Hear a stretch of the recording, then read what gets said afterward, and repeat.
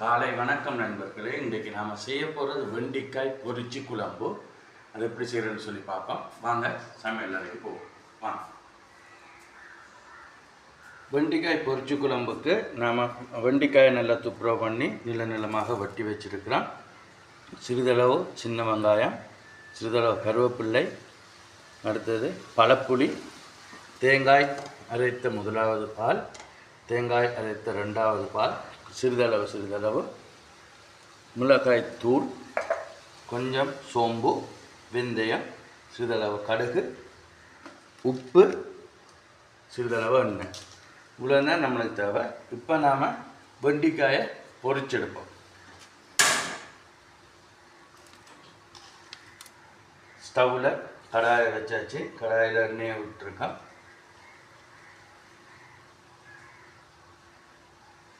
எண்ணெய் சூடாயிட்டான்னு பார்க்கலாம்.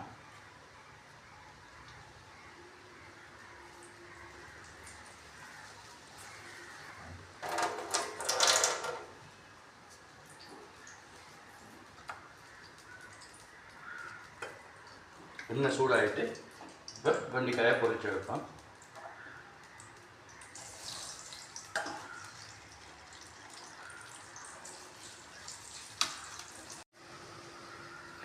பார்த்திங்கன்னு சொன்னால் நாம் வெண்டிக்காயை முறுவலாக பொரிக்கக்கூடாது, தீஞ்சும் பொரிக்கக்கூடாது. அதாவது டீப் ப்ரௌன் வர மாதிரி டீப் ஃப்ரை பண்ணக்கூடாது. மேலாக பச்சை தன்மை இருக்கிற மாதிரியே பொரிச்சு எடுக்கணும். ஏன்னு சொன்னால் வலுப்புத்தன்மை இல்லாமல் போகிறதுக்காகத்தான் இதை பொரிச்சு எடுத்துருக்குறோம். கொஞ்சம் டேஸ்ட்டாகவும் இருக்கும். இது பொரிச்சு குழம்பு வச்சா, பொரிக்காமையும் குழம்பு வைக்கலாம், பொரிக்காமல் பால் கறியும் ஆக்கலாம். அது இன்னொரு நாளைக்கு பார்ப்போம் எப்படி செய்கிறேன்னு சொல்லி. இப்போ பார்த்தீங்கன்னு சொன்னால் ஸ்டவ்வில் மண் சட்டி வச்சாச்சு. மண் சட்டியோட சிறிதளவு எண்ணெய் விட்டுக்கொள்கிறேன்.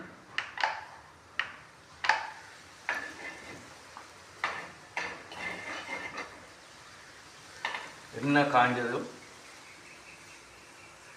நம்ம உரிச்சு வச்ச சின்ன வெங்காயம், கருவேப்பிலை, வெந்தயம், சோம்பு, கடுகு எல்லாத்தையும் போட்டுக்கொள்வோம்.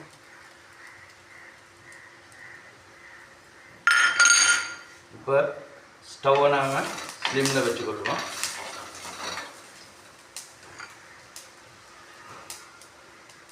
சாதாரணமாக கறிக்கு ஒரு கரண்டி சோம்பு, ஒரு கரண்டி வெந்தயம், ஒரு கரண்டி கடுகு போட்டு தான் தாளிப்பாங்க. அளவான ஒரு 25-30 வெங்காயம் பற்றி தான் கறி செய்வாங்க. அது நீங்கள் சாதாரணமாக சோஷியல் மீடியாவில் வந்திருக்கிற சமூக வலைத்தளங்களில் வர சமையல் குறிப்புகளில் பார்த்துருப்பீங்க. ஆனால் நான் இது கொஞ்சம் சிறிதளவு வெங்காயம் சிறிதளவு வச்சு செய்கிறதுக்கு காரணம், நாங்கள் 2 பேர் தான் எங்களோட வீட்டில். இந்த 2 பேருக்கு ஏற்ற மாதிரி தான் நான் இதை செய்கிறேன். இதே இது நீங்கள் 4-5 பேர் இருக்கிற வீடு, ஒரு 5 பேர் இருக்கிற வீடுன்னு சொன்னால் நீங்கள் இதை விட கொஞ்சம் கூடத்தான் போட்டு செய்ய வேணும். இந்த அளவை விட கொஞ்சம் கூடத்தான் போட்டு சமைக்க வேணும். அதாவது 5 பேர் இருக்கிறேன்னு சொன்னால் அரைக்கரண்டி சோம்பு, அரைக்கரண்டி கடுகு, அரைக்கரண்டி வெந்தயம் போட்டு செய்யலாம். ஐஸ்கிரீம் ஸ்பூன்னு சொல்லுவாங்க, சின்ன ஐஸ்கிரீம் கரண்டி, அதால் நீங்கள் அரைக்கரண்டி போட்டால் போதும். நான் ஐஸ்கிரீம் ஸ்பூனில் 1/4 கரண்டி தான் போட்டிருக்கிறேன், 2 பேருன்றதால். அதே போல் வெண்டிக்காயும் 2 பேருன்றதால் நாங்கள் 1/4 கிலோ தான் வாங்கினது. வெண்டிக்காய் 1/4 கிலோ பொரிச்சு எடுத்து வச்சுருக்கிறேன். நீங்கள் 5 பேர் தேவைன்னு சொன்னால் நீங்கள் 1/2 கிலோ வெண்டிக்காய் போட்டு பொரித்து செய்யலாம். இப்போ வதங்கினதுக்கு பிறகு வெண்டிக்காயை உள்ளுக்குள்ளே போடுறது, பொரிச்சு வச்ச வெண்டிக்காயை உள்ளுக்குள்ளே போட்டாச்சு.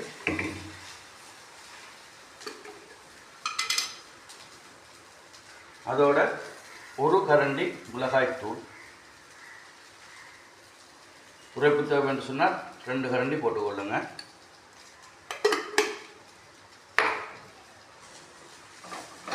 சிறிதளவு பழப்புளி,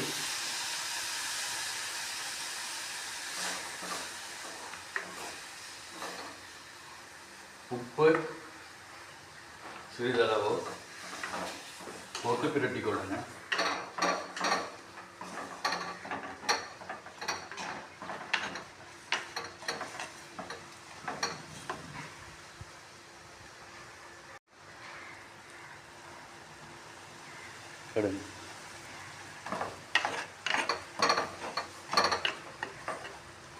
இப்போ நீங்கள் அடுப்பை வந்து கொஞ்சம் ஹை ஃப்ளேமில் வச்சுக்கொள்ளுங்க.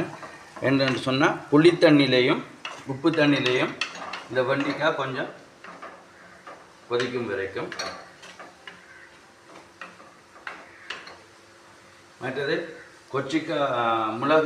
மிளகாய் தூள்ற பச்சை வாசனை போகும் வரைக்கும் கொஞ்சம் அந்த தண்ணியில் கொஞ்சம் கொதிக்க விடணும்.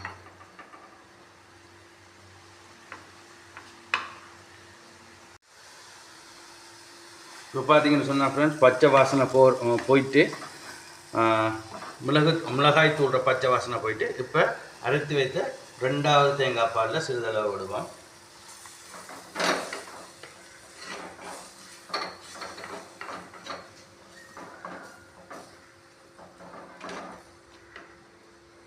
இப்போ அடுப்பை கொஞ்சம் ஸ்டவ்வை கொஞ்சம் ஃப்ளேமுக்கு மாற்றும். சொன்ன தேங்காய் பால் கொதிக்க வேணும். தேவையான சொன்னால் இன்னும் சிறிதளவு 2ஆம் பால் விட்டு கொள்ளலாம்.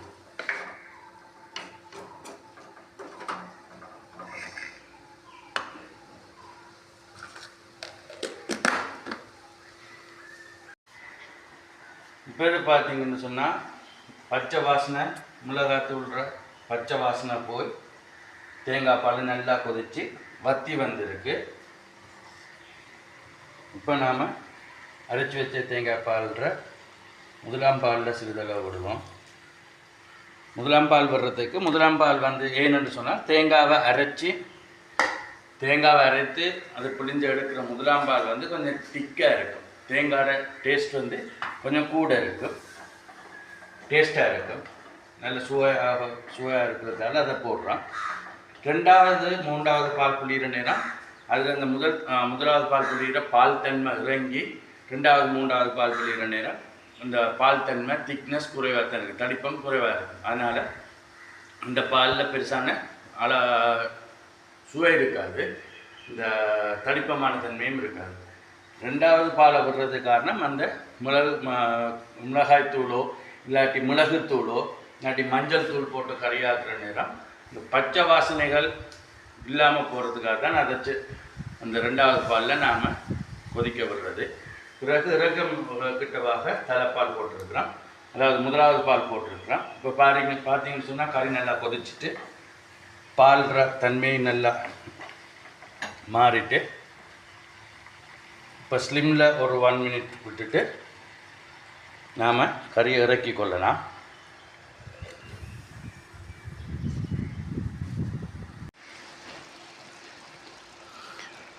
பார்த்திங்கன்னா நண்பர்களே, இப்போ கறி சமைச்சு பிளேட் பண்ணி கொண்டு வந்தாச்சு, அதாவது அடுப்பில் இருந்து இறக்கி கொண்டு வந்தாச்சு. இன்னும் அது கொதிச்சு கொண்டு இருக்குது. பார்த்திங்கன்னா ஏன்னு சொன்னால் மண் சட்டியில் சமைச்சதால் அது இன்னும் கொதிச்சு கொண்டு இருக்குது. நம்மளோட கறி ரெடி.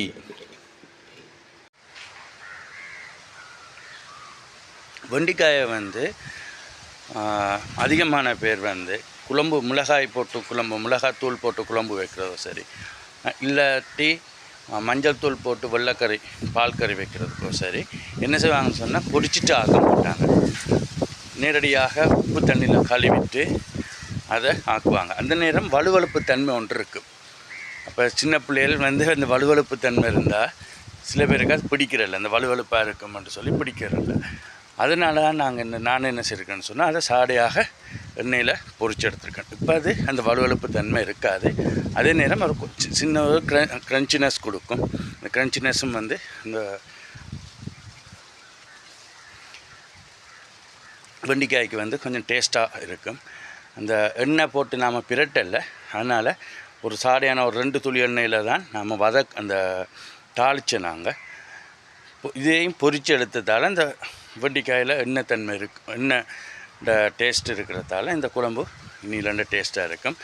மற்றது இதுக்கு தேசி புளியோ இல்லாட்டி தக்காளியோ இல்லைன்னு சொன்னால் கொறுக்காயோ போடுறத விட பழப்புளி போட்டால் தான் இதுக்கு டேஸ்ட்.